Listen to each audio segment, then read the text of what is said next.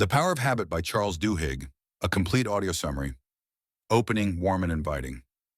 Hey there and welcome. Today we're diving into one of the most eye-opening books on human behavior, The Power of Habit by Charles Duhigg.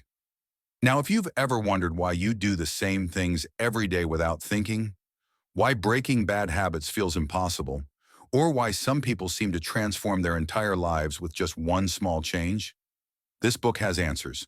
And here's the best part. It's not about willpower. It's about understanding how habits work. And once you do, you can rewire them. So let's get into it. Part 1. The Habit Loop. How habits really work. All right, first things first. What is a habit? Duhigg breaks it down beautifully. Every habit, good or bad, follows a simple 3-step pattern called the habit loop. Here's how it works. Step 1. The cue. This is the trigger. It's anything that tells your brain, hey, it's time to do that thing you always do. It could be a time of day, an emotion, a location, or even another person. Step 2. The routine. This is the behavior itself, the habit you perform. It might be biting your nails, going for a run, checking your phone, or brewing coffee. Step 3. The reward. This is what your brain gets out of it.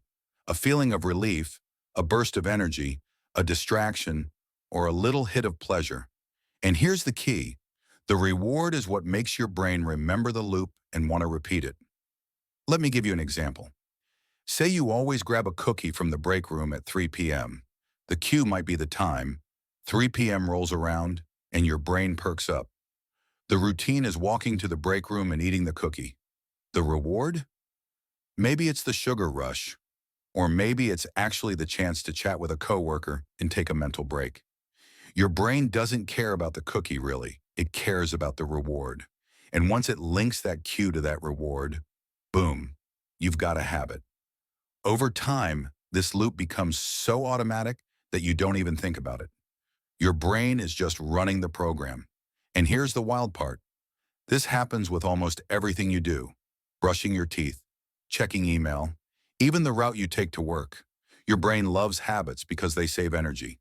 Instead of making a million tiny decisions every day, your brain automates as much as it can. That's incredibly useful. But it also means habits can take over, even when they're not serving you anymore. Part 2. Why habits are so hard to break. So why can't we just stop doing the things we don't want to do? Well, here's the truth. Habits never really disappear.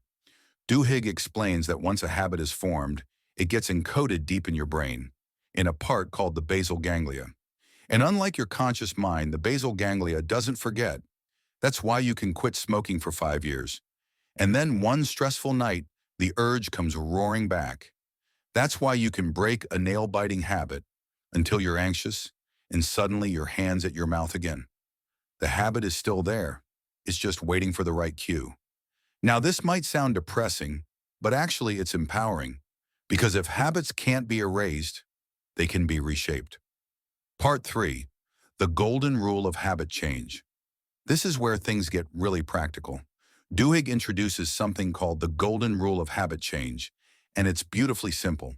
You can't extinguish a bad habit, you can only change it. Here's how. Keep the same cue, keep the same reward, but change the routine. Let's go back to that 3 p.m. cookie habit. You've identified the loop. Cue, it's 3 p.m. routine, eating a cookie. Reward, a break and a little social time. Now, instead of fighting the cue or denying yourself the reward, you swap the routine. Maybe at 3 p.m., you take a 5-minute walk outside, or you grab an apple and chat with a coworker, or you do some stretches at your desk. Same cue, same reward, new behavior. And guess what? Your brain doesn't mind. As long as it gets that reward, it's happy to run the new routine. This is why dieting by sheer willpower is so hard. You're trying to ignore the cue and deny the reward. Your brain hates that. But if you replace the routine, that's sustainable. That's change you can actually stick with. Part 4. The Power of Belief. Now here's where Duhigg gets a little more philosophical, and honestly, pretty moving. He says that belief is the secret ingredient that makes habit change stick. You can understand the loop. You can swap the routine, But if you don't believe you can actually change, you probably won't. Duhigg illustrates this with Alcoholics Anonymous. AA doesn't just teach people new routines, it builds a community that reinforces the belief that change is possible. And that belief, supported by others, is what helps people stay sober even in moments of crisis. The same is true for any major life change. People who successfully lose weight, quit smoking, or rebuild their car